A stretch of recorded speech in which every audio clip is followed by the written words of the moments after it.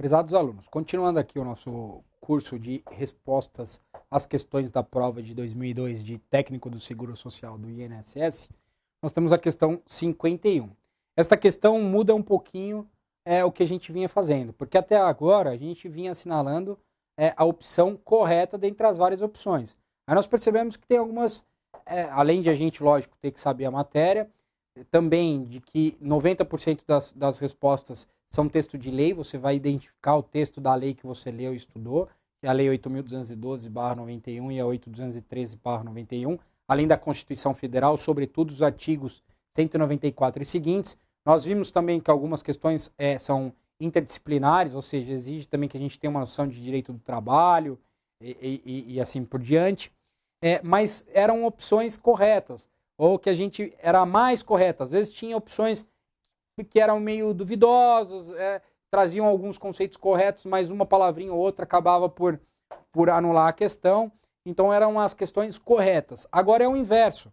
E isso na prova vocês têm que prestar muita atenção, porque às vezes vocês vêm fazendo 20 questões só assinalando a alternativa correta, às vezes passa despercebida a questão do assinale a alternativa incorreta.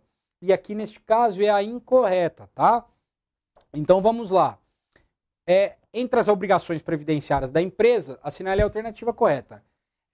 A Lei 8.212/91, que trata do custeio da Previdência Social, né? Como que é feito o custeio da Previdência Social? É feita por meio do empregado, é feita por meio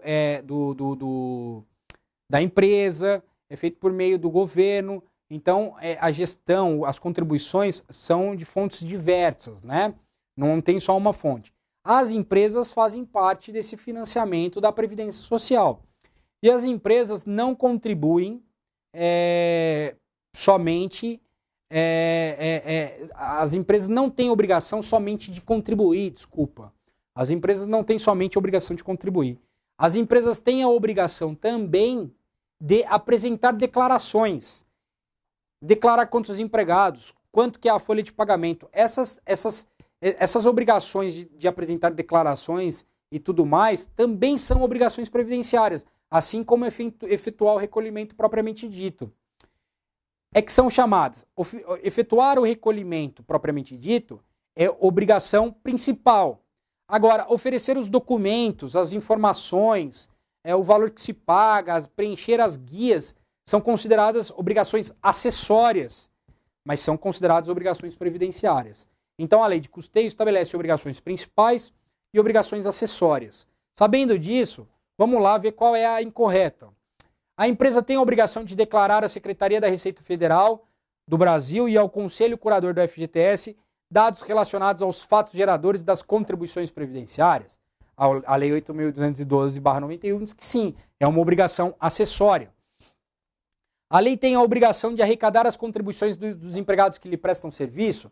A Lei 8.212/91 também diz que sim, é a empresa responsável pelo recolhimento mesmo da contribuição do empregado. Ela retém do empregado e paga a contribuição, está na lei. Efetuar a retenção de 11% sobre o valor bruto da nota fiscal quando contratar serviços a serem executados com a cessão de mão de obra. Também, a Lei 8.212/91 estabelece que quando as empresas contratam mão de obra de terceiro, esse terceiro vai dar um RPA, requisição de autônomo, pagamento de autônomo, e a empresa vai ter que reter 11% dessa mão de obra a título de INSS, a título de contribuição previdenciária desse prestador de serviço, e é ela que vai fazer esse recolhimento. Também é uma obrigação acessória essa retenção.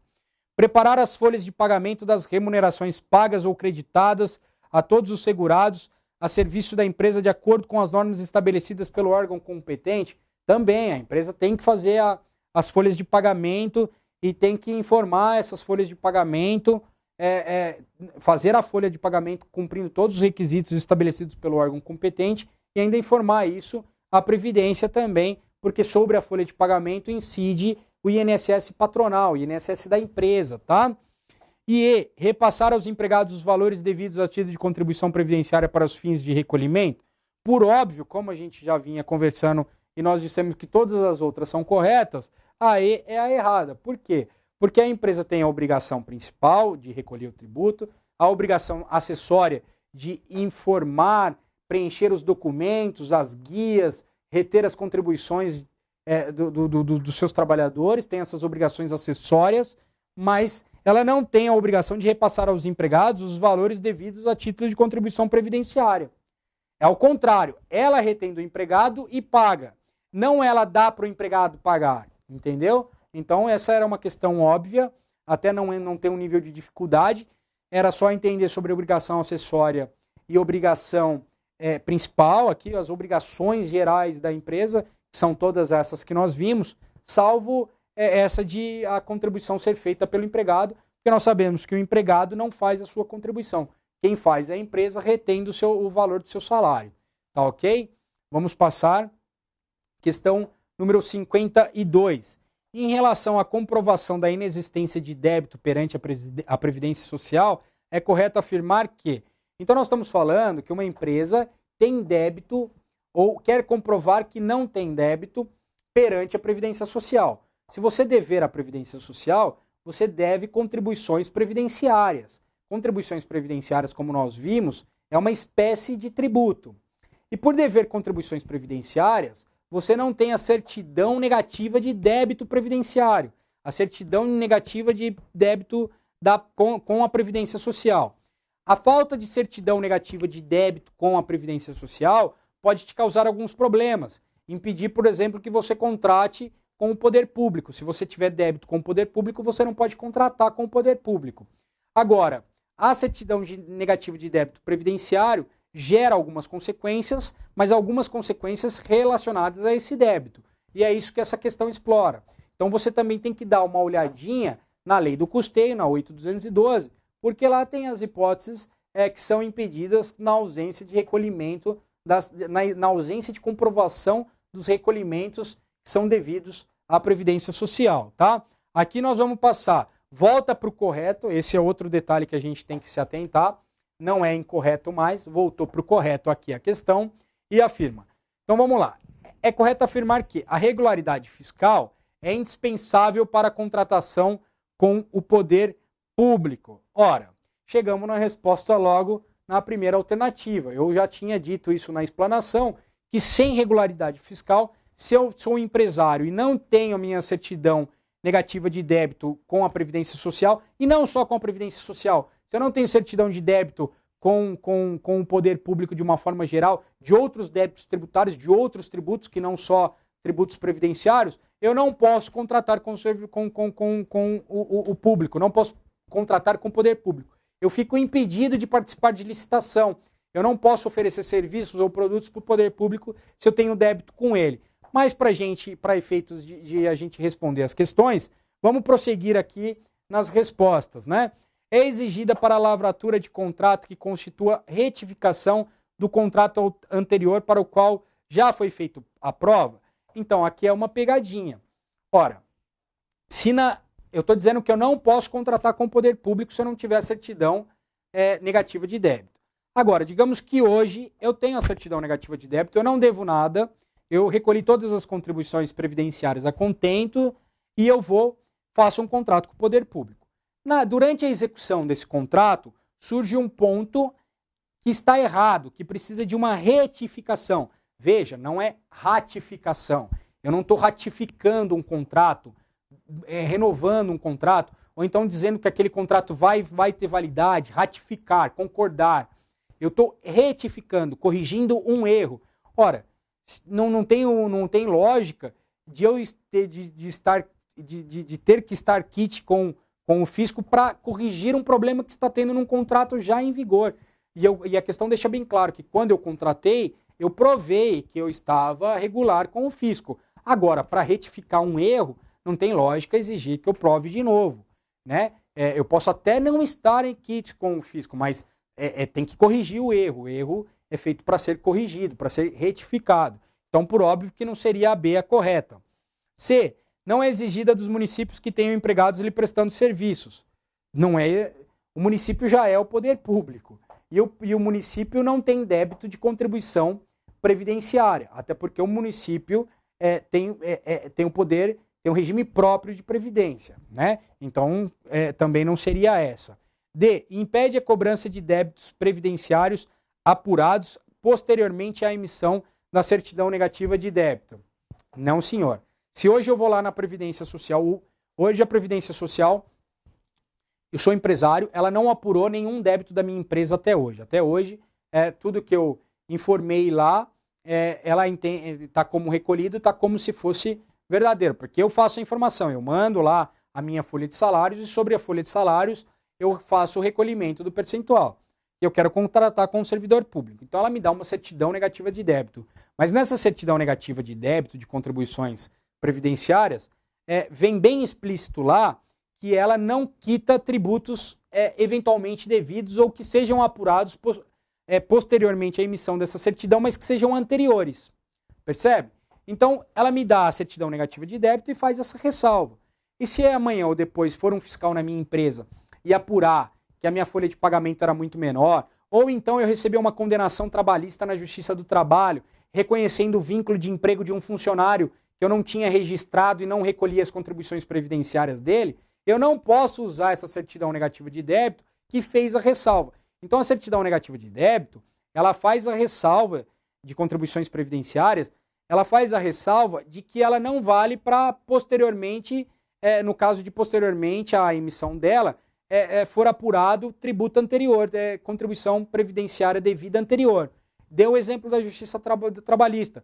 Hoje, em 2015, eu faço essa contribuição, peço essa certidão, ok. Amanhã, em 2016, um empregado que me prestava serviço de forma habitual, com onerosidade, subordinado, mas eu não tinha registrado, e se eu não tinha registrado, eu não emiti um olerite, ele não estava na minha folha de pagamento, então eu não recolhia a contribuição previdenciária dele sobre a minha folha de pagamento, sobre a parte patronal, e por óbvio ele também não recolhia a dele, porque esse dinheiro dele era por fora, não aparecia.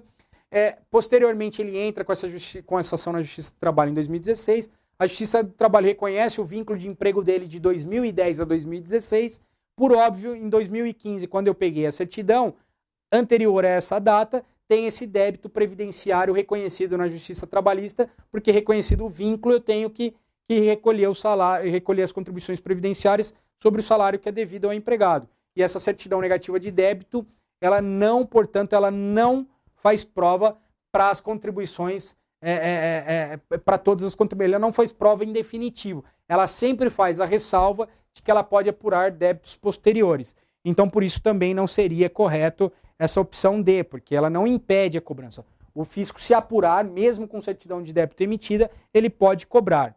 E ela não é exigida na alienação pela empresa de bem imóvel ou de direito a ele relativo. Ora, não é mesmo. Se eu tenho eu devo para a Previdência. Se eu for lá pedir uma certidão negativa de débito, eles não vão me dar porque eu sou devedor. Só que eu quero vender um imóvel. Não tem nada a ver a venda do imóvel com a certidão negativa de débito previdenciário. O que se exige na venda de um imóvel é que se prove a quitação dos tributos relativos ao imóvel e não relativos à situação previdenciária. A lei não exige isso, a Lei 8.212 não exige a prova para a alienação de imóveis, a prova de... e nem poderia exigir, porque não é competência da lei previdenciária, exigir que para eu vender, para eu me desfazer de um bem imóvel, eu comprove que eu não recolhi, que eu esteja quites com a Previdência. Né? O que se é exigido, sim, é que os impostos relativos ao imóvel estejam quitados, até porque quando eu tenho o imposto devido em razão de ter um imóvel, da propriedade de um imóvel, o próprio imóvel é garantia deste imposto. Então, por isso que se exige a prova da quitação dos tributos relativos ao imóvel, mas não dos tributos relativos às contribuições previdenciárias. Então, a questão D também não seria correta. Prosseguindo na questão 53 desta prova, José foi segurado da Previdência Social até janeiro de 2010 e recebia, a título de auxílio-doença, R$ 580. Nessa ocasião, envolveu-se com drogas e foi recolhido à prisão em regime fechado, fugindo em julho de 2011. Ele foi casado com Lídia, com quem teve 2 filhos menores de 21 na data do recolhimento à prisão. Então aqui nós estamos falando da pensão devida, do auxílio reclusão. Nós já vimos diversos benefícios, mas sobretudo a maior parte da prova cai sobre pensão, sobre aposentadoria e sobre auxílio-doença, seja o auxílio-doença acidentário comum ou aposentadoria e os diversos tipos, aposentadoria especial, aposentadoria por invalidez e assim por diante. Esses benefícios de auxílio-doença e aposentadoria são benefícios pagos ao próprio dependente, ao próprio segurado, ao próprio beneficiário. Então, eu trabalho, sofro uma doença que me incapacita para aquele mesmo trabalho e eu faço jus ao auxílio-doença. Eu recebo o auxílio-doença. Agora, há benefícios que são pagos aos dependentes, que é a pensão por morte, que são a pensão por morte e o auxílio reclusão. O auxílio reclusão é outro auxílio que é pago aos dependentes. O auxílio reclusão, portanto, se trata de um benefício pago aos dependentes.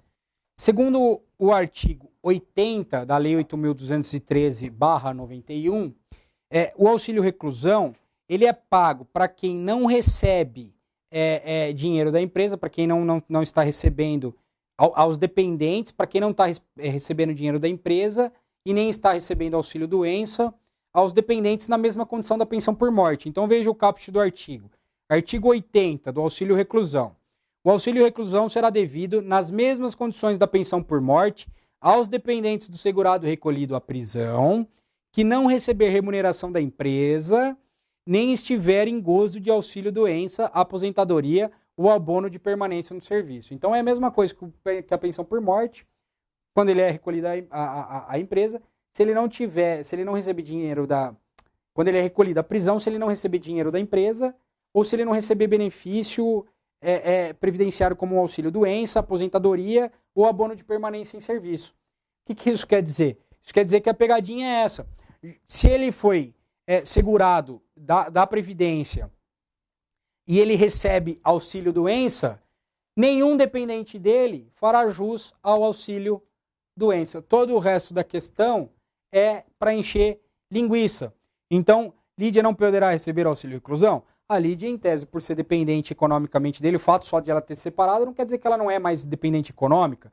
Quando ele, pelo período que ele permaneceu preso, ela poderia receber. O auxílio-reclusão a todos os dependentes, da data do recolhimento da prisão até a data da fuga? Sim, a todos os dependentes. O auxílio-reclusão será devido à Lídia desde a data da prisão até suas novas núpcias, se ela continuar dependente economicamente, já que o artigo 80 fala que é pago da mesma forma que a pensão.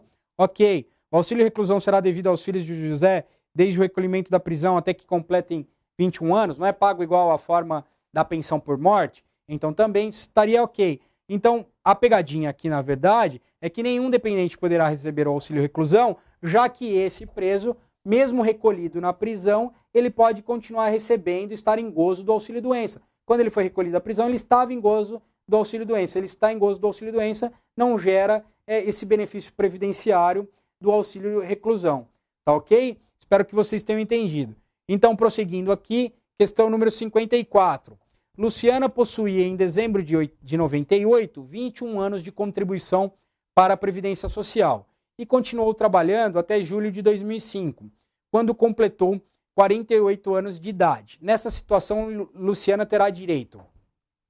Essa questão, em 2012, ela já quer trabalhar a alteração que a emenda constitucional trouxe, aquela alteração ao sistema, à Previdência Social que foi feita pelo Fernando Henrique, a emenda constitucional 20 de 98.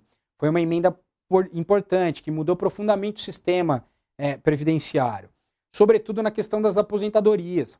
Antigamente, antes de 98, existia a aposentadoria proporcional. Hoje a aposentadoria proporcional não existe mais. Todos os filiados na Previdência Social pós-emenda constitucional, pós-vigência da emenda constitucional 20 de 98, não podem mais se aposentar proporcionalmente. Só se aposenta se completar os 35 anos de trabalho ou então, se for por idade, se completar os 65 anos de idade, mais 15 anos de contribuição, mais 180 meses de contribuição, ou então por invalidez, ou então a aposentadoria especial se completarem 15, 20 ou 25 anos em atividade permanentemente insalubre, de 25 completos, né? 15, 20 ou 25 completos de forma permanente em atividades insalubres. Não existe mais pós-98 para quem ingressa na Previdência Social após a emenda constitucional, após a vigência da emenda constitucional 2098, a aposentadoria proporcional. No entanto, quem já era contribuinte, quem já possuía, quem já era inscrito na Previdência Social, até para não ferir direito líquido e certo, né, até para não ferir direito adquirido, digamos assim, quem já era, teve sim a possibilidade de continuar podendo se aposentar por tempo, proporcionalmente, sem completar sem completar o tempo total da aposentadoria. Porque, só voltando, a aposentadoria por tempo de contribuição, eu falei 35 anos, mas 35 anos para homem, para mulher é 30 anos. Então, a mulher que completar 30 anos aposenta por tempo de contribuição. Isso pós vigência de 98. Quem se inseriu no sistema antes de 98, como é o caso da Luciana aqui, que em dezembro de 88 já tinha 21 anos de contribuição e continuou trabalhando até julho de 2005, veja, ela trabalhou mais 7 anos. Mais 7 anos dá 28 anos de contribuição. 28 anos de contribuição, estou arredondando os períodos, ela não teria os 30. E pós-vigência de 98, pós-emenda constitucional de 98, como ela não teria 30 anos, ela não poderia se aposentar por tempo de contribuição, que é a única possível no ordenamento hoje pós-vigência de 98. Mas como ela já estava no sistema antes da emenda constitucional, até para não ferir direito adquirido, possibilitou-se sim, lógico, que com alguns pedágios, com perdendo um pouco do valor do salário-benefício, vai perder valor do salário-benefício para cada ano que não complete o 30, tem a regra de transição do sistema, que chama, né? Então tem as regrinhas de transição, lógico que com as regras de transição, para quem já estava no sistema, continuou sendo possível a aposentadoria proporcional. Então, por óbvio, nessa questão, não será aposentadoria integral, porque ela não tem os 30 anos, e hoje é a única hipótese de aposentadoria, não será especial, porque ela não trabalhou em condições insalubres, não será por idade, porque ela não tem 60 anos, porque é 60 anos homem e 65 mulher, né? E ela tem 48 anos de idade aqui, conforme a questão. Não será aposentadoria por invalidez, porque ela não está inválida. Será, portanto, a aposentadoria proporcional por tempo de contribuição. Tá ok? Essa era a questão número 54. Aposentadoria proporcional por tempo de contribuição. Vamos passar para 55.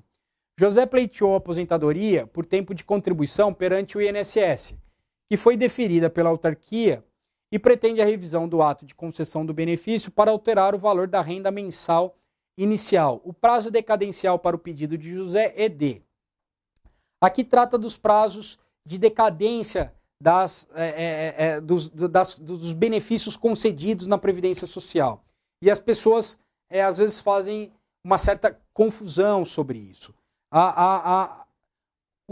Quando você pede a aposentadoria, você faz um pedido de aposentadoria, ou melhor, corrijo, o pedido de um benefício previdenciário, qualquer que seja ele, esse benefício previdenciário, após a concessão, começa a correr um prazo de decadência para você discutir esse ato que concede esse benefício.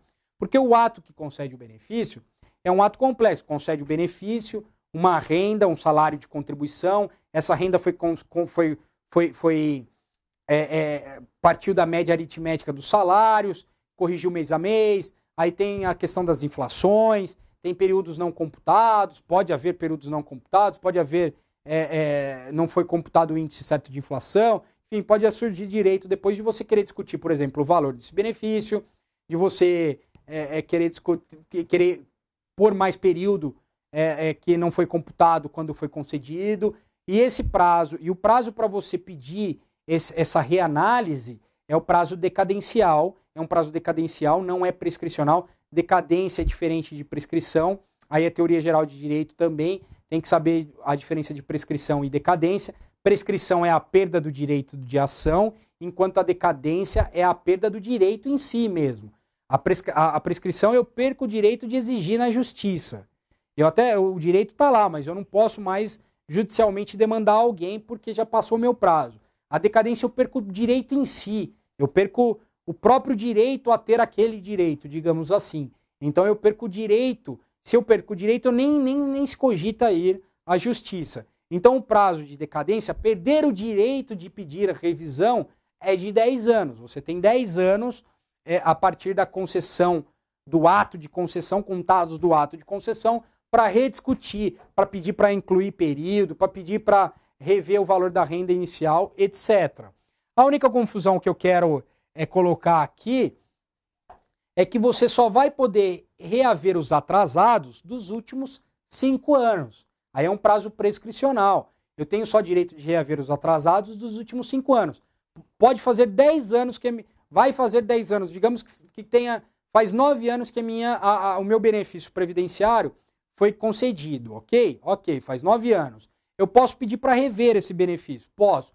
Constatou-se que a minha renda era inferior, foi calculada de forma equivocada, estava errado. A minha renda, ao invés de 1.000, tinha que ter sido 1.500 desde o início.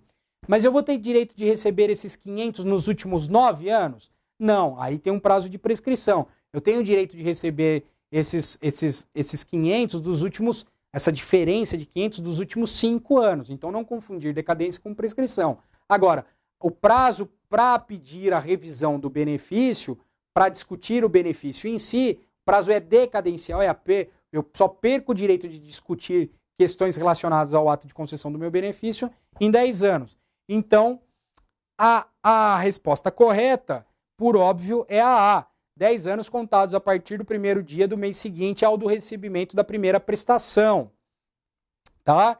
Então, a partir do ato de concessão, eu passo a receber a prestação do benefício e eu tenho 10 anos contados desta data para não decair do meu direito de rever, tá? Então, a questão correta é a A. Vamos só passar as outras para, por exclusão, a gente comentar aqui.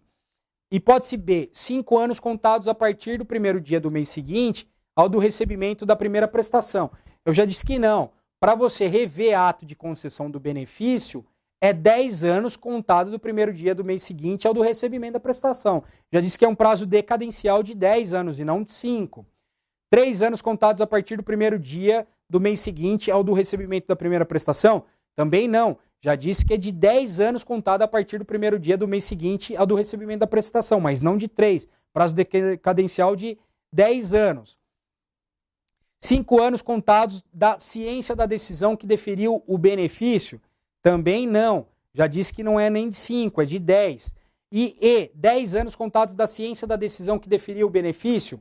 Aqui, só para consignar e deixar bem claro, eu até na explanação estava dizendo contados da data da concessão de forma didática, explicativa. Mas, na verdade, conta-se do primeiro dia do mês seguinte ao do recebimento da primeira prestação. Porque se eu não recebi a primeira prestação ainda, eu não sei qual é o valor. Entenderam? Então é do mês seguinte à primeira prestação. Porque eu não sei qual veio o valor. Não é do ato de concessão em si, da comunicação de que foi concedida. É de quando o dinheiro chega lá no banco e no mês posterior. Então, tenham em mente que é 10 anos, a data é prazo decadencial, prazo de 10 anos contado a partir do primeiro dia do mês seguinte ao do recebimento da primeira prestação, tá?